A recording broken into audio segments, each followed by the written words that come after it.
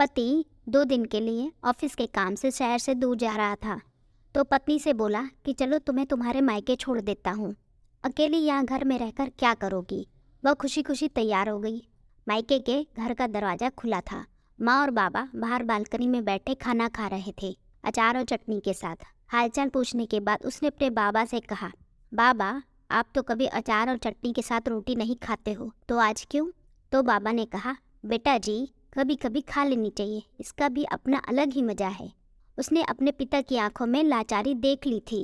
उतने में भाभी बाहर आई और चेहरे पर झूठी मुस्कान सजाए पूछने लगी, रहने आई हो? उसने खुश होते हुए कहा, भाभी मेरे पति 2 दिन के लिए दूसरे शहर गए हैं, तो मुझे यहाँ छोड़ गए। भाभी कहने लगी, बैठो मैं तुम्हारे लिए चाय पानी लेकर आती हूँ। वह भी अपने माता पिता के खाए हुए बर्तन समेटने लगी और कहने लगी कि मैं भी भाभी की मदद कर देती हूँ और साथ ही भैया से भी मिल लूँगी। यह कहते हुए वह अंदर चली गई।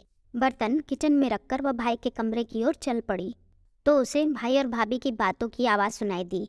भाभी भैया से कह रही थी, तुम्हारी बहनें ब्याह कर तो गई हैं, लेकिन अम्मा बाबा की चौखट अभी तक ना छोड़ी।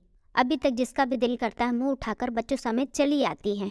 तो भैया ने गुस्से से कहा, तेरा क्या खाती है, यहाँ नहीं आएगी तो और कहाँ जाएगी? तो भाभी ने भी दंदनाते हुए कहा, बस अब मुझसे नहीं होती तुम्हारे खानदान वालों की सेवा।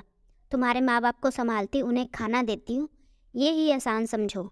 भैया और भाभी की बातें सुनकर वह सन्न रह गई। उसकी आवाज़ तो जैसे उसके मुंह में ही दब कर रह गई और वह उल्टे पाँव वापस होने लगी। थोड़ी देर बाद फ़ोन पर झूठ मूठ का बात करते हुए वह बाहर निकली। अच्छा माँ जी, आप लोग आए हैं गाँव से?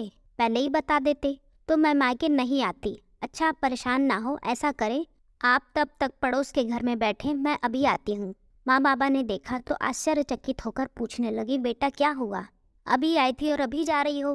कहने लगी, नहीं बाबा माँ, मेरी सासू माँ ससुर जी आए हैं, उन्हें ऐसे कैसे छोड़ दूँ, अभी जाती हूँ फिर कभी आऊँगी।